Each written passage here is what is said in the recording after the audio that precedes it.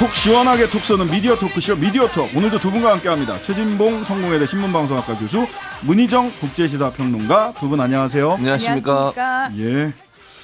자, 이번 주는 내내 윤석열 정부 1년 평가 쭉 하고 있습니다. 미디어 언론 분야도 한번 평가를 해봐야 되겠죠. 자, 네. 총평을 좀 해주시죠. 미디어 언론 분야. 네. 일단 신장식의 뉴스 하이킥이 요주의 프로그램으로 선정된 것 같고요. 예. 감사합니다. 저 깜짝 놀랐어요. 여기서 하는 말 한마디 한마디가 다, 네. 예. 굉장히, 예. 무섭더라고요. 예, 뭐 많은 분들이 관심 가져주시니까 네. 예, 좋습니다. 용산에서 저 마라도 끝, 연평도까지, 동서남부, 울릉도 네. 독도까지 많이 감사합니다. 들어주시리라 믿고 있습니다. 네. 자, 우선 국경 없는 기자회가 평가한 세계 언론 자유 지수에서 우리나라가 180개 나라 중에서 47위를 기록을 했다고 합니다. 지난해보다 4계단 하락했다라고 하는데요. 자, 우리나라에는 저는 이번에 처음 알았어요. 400개가 넘는 방송사와 600개가 넘는 일간지가 풍부한 아주 미디어 환경 자체가 좋다라고 그래요. 예.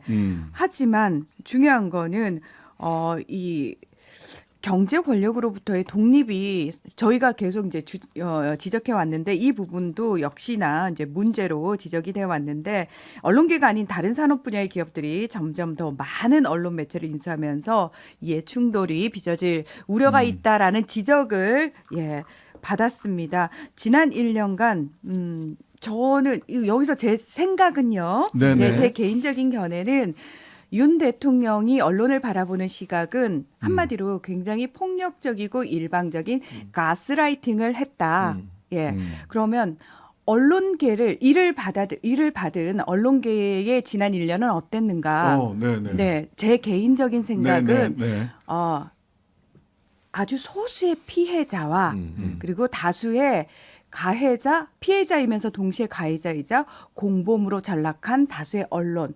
저는 그렇게 보였습니다. 네. 이제 문희정 평론가 좀 언론의 문제점, 언론사의 문제점을 지적했다면 네네. 저는 정부가 언론을 보는 관점이 네. 대단히 후진적이다. 네. 이건 어쩔 수가 없어요. 그러니까 지금 보면 언론의 자유를 어떻게 취급하냐면 언론의 자유는 대통령이 일정 부분 영향력을 행사할 수 있을 정도가 아닌가 이렇게 판단하는 게 아닌가 하는 생각이 들어요. 예를 들면 전용기 탑승 배제가 대표적인 예라고 저는 보거든요. 네네네. 이거 내가 타는 비행기인데 이런 생각을 가지면 안 되는 거거든요. 전용기는 세금으로 운영되는 거잖아요. 그럼요. 그래서 누구든 알 권리를 가지고 일하는 기자라면 접근 가능해야 되는데 그 접근권 자체를 차단해 버렸어요. 네. 그리고 본인이 소통하겠다고 용산으로 옮긴 이후에 도어 스태핑을 일방적으로 중단했죠. 그것도 소통이 안 되는 거잖아요. 예. 또 언론사에 대해서 비판적인 즉 대통령실이나 김건희 여사나 천공에 대해서 부정적인 기사를 쓴 언론사를 고소고발하는 일이 있습니다. 예컨대 지금 천공 관련된 보도에 대해서 한국일보인가요? 거기하고 뉴스토마토가 지금 고발 당한 상태 그랬죠. 아니겠습니까? 예. 그리고 동해에 있는 그 어느 회사 관련된 부분도 지금 조사를 받고 있는 상황이에요. 그 뭐 동해 황사장. 예, 그렇습니다. 예. 예. 그런 상황이죠. 그리고 그것뿐입니까? 지금 뭐 그 언론사 관련해서는 여러 가지 이제 그 부정적인 기사를 쓰는 언론사에 대해서 여러 가지 압박하는 뭐 그 시민사회 단체라는 뭐 이름으로 하긴 하지만 예, 뭐 공정언론 국민 그렇습니다. 네, 그래서 네. 이제 뭐 대통령이 비판적인 기사를 하거나 뭐 방송을 하는 언론사에 대해서 압박을 가하고 방심위에 제소를 하고 뭐 이런 이제 심의해달라고 요청을 하는 거죠. 그런 일들이 네. 벌어지고 있는 거잖아요. 그래서 이런 부분들이 과연 언론의 자유를 인정하는 정부인지 상당히 의심스러운 상황이라는 생각이 듭니다. 최근에 세금으로 운영되는 국정홍보 방송인 KTV가 일부 언론사에 영상 자료 사용 중단, 즉 네. 뉴스토마토, 시사인, 오마이뉴스 세 군데 야 우리 영상 니들은 쓰지 마 이렇게 통보를 했어요. 근데 이게 자체적인 판단이라고 했는데 언론에서 취재한 걸 보니까 대통령실에서 KTV에 난리가 났다. 뭐 이렇게 이제 그 KTV 측에서는 표현을 했던데 이거 어떤 일입니까? 네. 자, 지금 그 말씀하신 것처럼 시사인, 오마이뉴스, 뉴스토마토, 그러니까 즉각적으로 지난 2일에 영상 사용을 못하게 했다라는 거 아닙니까? 이것과 관련해 가지고 이제 뉴스토마토 측이 전화를 받았을 때는 그렇게 표현을 했대요. 대통령실에서 난리가 났다. 예. 왜 난리가 났다는 겁니까? 그러니까 그 관련해 가지고 뭐 대통령 관련해서 보도가 나왔는데 그 부분과 관련해 가지고 이제 조금 대통령실의 심기를 건드리는 부분들이 있었는데 이 부분과 관련해서 KTV의 영상 자료가 대통령을 비판하는 그 기사에 보도에 자료 화면으로 쓰이는 것 자체가 상당히 부적절했다라는 식으로 이제 이야기를 했다라고 합니다. 누가 봐도 이거는 이 뉴스토마토 같은 경우에는 그 이전에도 사실 굉장히 좀 비판하는 기사를 많이 썼었고 앞서서 교수님 말씀하신 것처럼 그 관련해서 기자들이 고소 고발을 당한 상황이지 않습니까? 그래서 뭐 나중에 공식적으로는 대통령실의 개입이 없었다라고 얘기는 하지만 실제로 이 관리자들이 전화를 받았을 때는 그런 식의 표현이 나왔다는 것과 아무래도 이런 거 이외에는 다른 이유가 없지 않겠느냐 이런 얘기들을 하고 있는 거죠. KTV는 성격이 이런 데가 아닌데. 네, 잠시 광고 듣고 와서 이야기 좀 이어나가도록 하겠습니다. 신장식의 뉴스 아이킥 최진봉, 문희정 두 분과 함께 미디어 톡 이어갑니다. 자, KTV 이야기 마저 좀 해봐야 될 것 같은데 어쨌든 KTV는 국민 세금으로 그렇죠. 운영되는 국정방송. 당연하죠. 네. 문화체육관광부 산하에 있어요. 원장도 거기서 임명을 하고요. 네네. 그러니까 국가 세금으로 운영되는 기관이에요. 거의 공무원에 가깝다고 봐야 되는데 준공무원이잖아요. 예. 그러면 거기서 제작된 모든 영상의 저작권이 누구한테 있겠습니까? 국가와 정부한테 있는 거잖아요. 네, 그렇죠. 그러면 세금으로 운영된 곳에 있는 저작권을 자기 마음대로 쓰라 못 쓰라 이렇게 얘기할 수 있습니까? 차별해서 언론사를? 그건 말이 안 되는 거예요. 예를 들면 MBC가 저작권을 갖고 있으면 MBC는 그럴 수 있어요. 뭐 왜냐하면 경제적 이익을 위해서 본인들이 제작한 저작물에 대해서 일정 부분 어느 곳에 제공하고 안 하고는 자기들 마음인 거예요. 네네. 그러나 국가가 운영하는 기관에서 만들어진 영상물은 예. 세금으로 만들어진 것이기 때문에 누구에게나 다 오픈돼 있어야 된다니까요. 근데 이거 지금 특정 세계 언론사잖아요. 네네. 뉴스토마토, 오마이뉴스, 그다음에 시사인.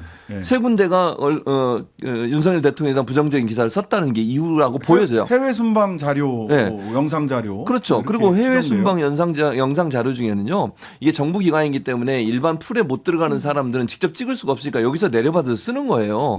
그리고 대체적으로 영상 자체는 홍보성이 강해요.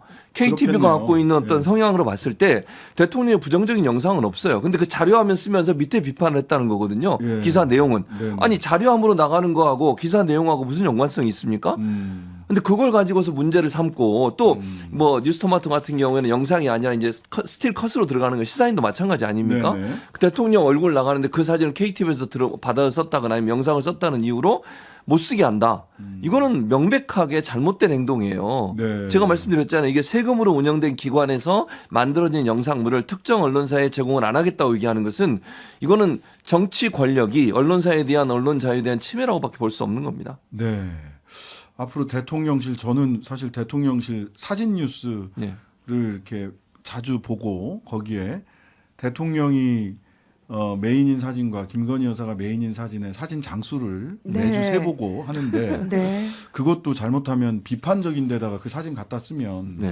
혼나는 거 아닌가. 충분히 합리적인 예. 추론이라고 생각합니다. 알겠습니다. 마음속으로만 세도록 하겠습니다. 앞으로는. 그 대통령 취임 1주년 기자회견, 그다음에 신년 기자회견 다 안 하셨어요. 그리고 자화자찬하는 거는 하지 않겠다. 이거 국민들에 대한 예의가 아니다라고 했는데 네. 사실 취임 1주년 홍보비는 굉장히 많이 지금 지출을 하고 있다고 해요. 좀 정리 좀 해주시죠. 네. 자, 일단 그 윤석열 대통령이 그 기자들과 얼마만큼 접촉을 안 하고 있는지를 설명을 좀 드리면 지난해 8월에 취임 100일 기자회견, 11월 출근길 문답 중단 이후로 기자들 질문 아예 안 받고 있습니다. 예. 그리고 주요 현안에 대해서는 회의 발언 생중계로 입장을 밝히고 있고요. 해외 순방 관련해서는 해외 언론과만 인터뷰를 하고 있는 상황입니다. 예. 자, 국내 그러면서 언론하고는 조선일보랑 딱 한 번 한 번 인터뷰했죠. 했죠. 딱 한 번 했습니다. 예. 자, 대통령께서 그 얘기를 했어요. 뭐 취임 1주년 맞아서 뭐를 했고 하고 그런 자화자찬 취임 1주년 절대 안 된다라고 내가 해놨다라고 직접 말씀을 하지 않으셨습니까?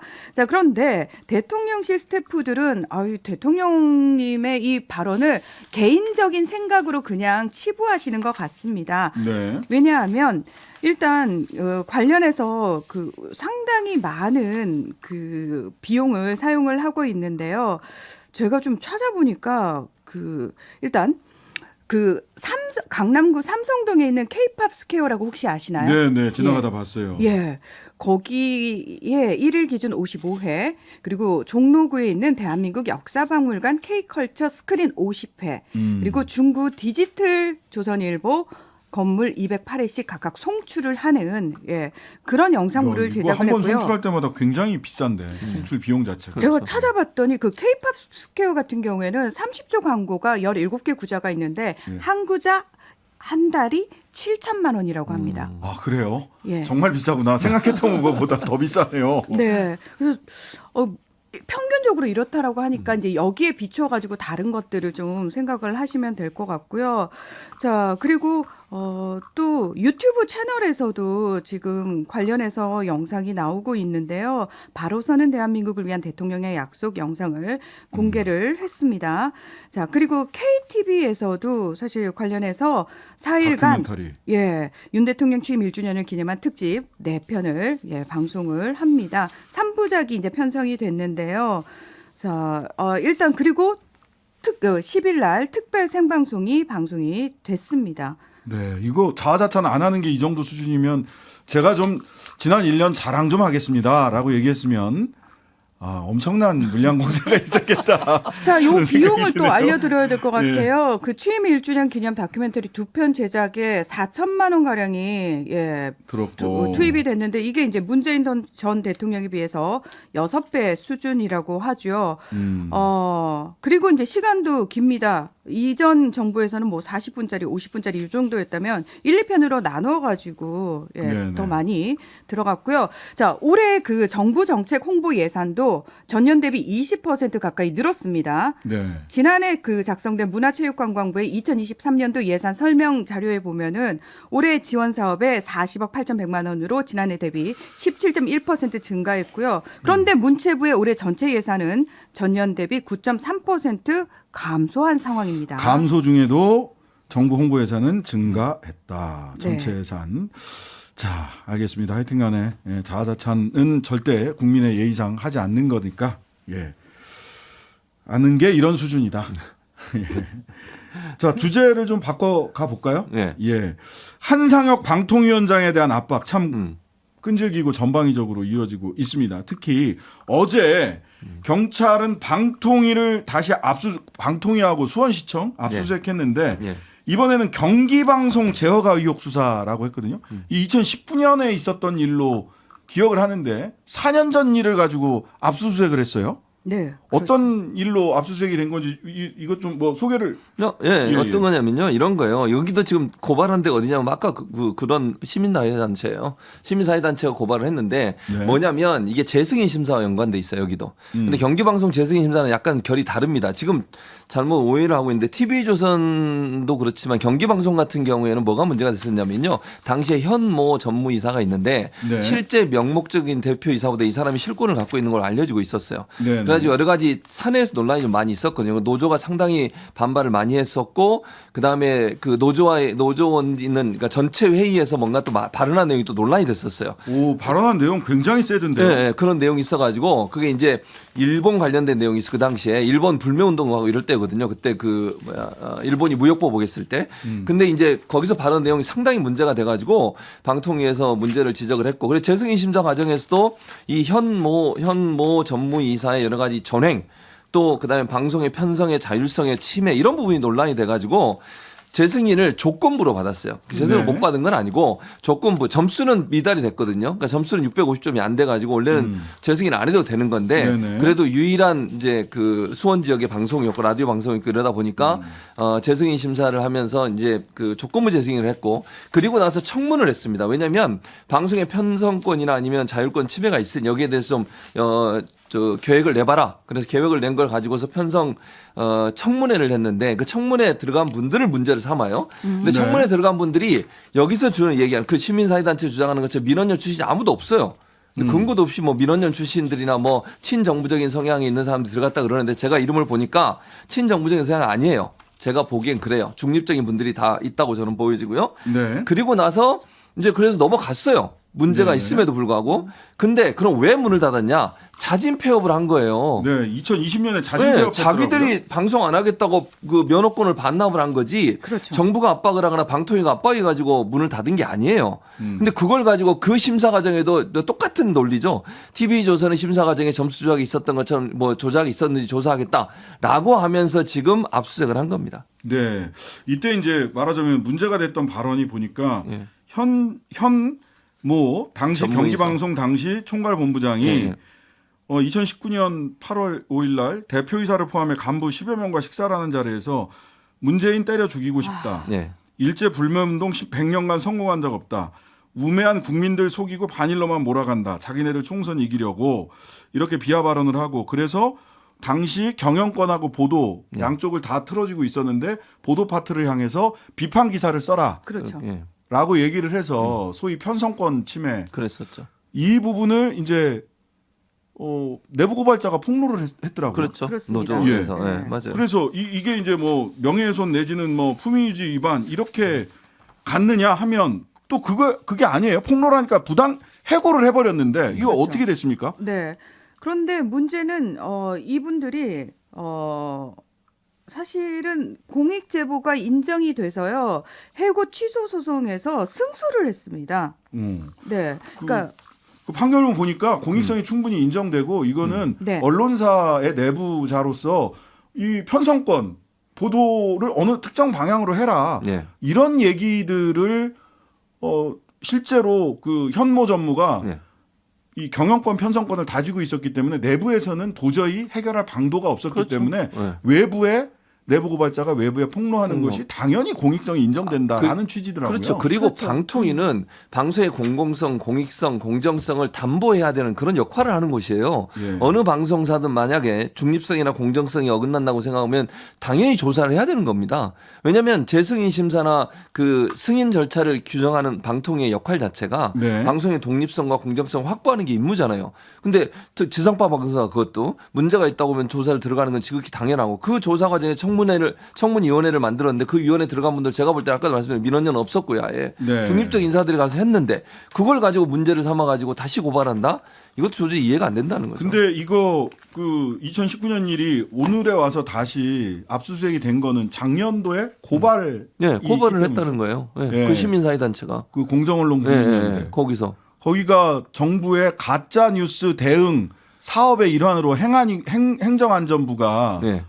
예산 지원하는데 예산 네, 지원 네. 받는 단체더라고요. 맞습니다. 예. 3,100만 원 정도 예산 지원에 그러니까 예산 지원도 그래요. 아니 거기가 모르겠어요. 제 개인적인 판단입니다. 물론 거기서는 또 저를 비판할 수 있겠는데 거기가 네. 과연 그러면 중립적으로 팩트 체크를 할 수 있는 곳이냐는 거예요. 예전에는요. 문재인 정부 때 어디서 했냐면 시청자 미디어 재단에서 산하기관에서 했어요. 네네. 팩트넷이라고 하는 거 만들어서 그러니까 그거는 시청자 미디어 재단은 공익기관으로서 역할을 하는 것이고 거기서 했던 것을 그 돈을 거기다 주지 않고 따로 이제 여기 특정 시민사회단체에 준 거잖아요. 네. 근데 지금 시민사회단체 나온 보고서들을 보면 대체적으로 모니터에서 비판적 입장을 내는 내용들이 대부분 다 뭐 윤석열 정부에 대한 비판적 입장을 내는 프로그램들에 대해서 공격적인 그리고 뭐 비판적인 그런 지금 모니터를 내고 파란색, 있잖아요. 빨간색 예. 구분한 모니터 그렇죠. 거기가 자료를 그러니까. 내시더라고요. 예.